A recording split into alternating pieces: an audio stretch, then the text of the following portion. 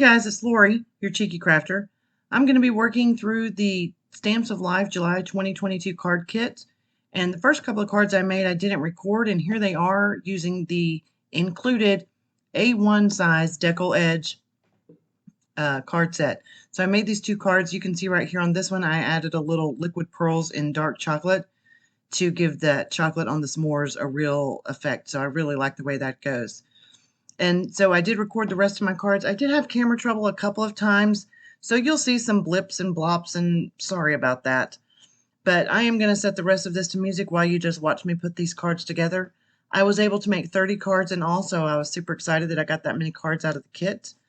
Everything I use pretty much is the Stamps of Life. There are a few extras I add in, not very many, a couple of dies. Either from Queen & Company or just an unbranded die that I got from someone, so I don't know actually what company it's from. But for the most part, everything is the Stamps of Life from their card kit. I try to stick with that whenever I'm using a kit.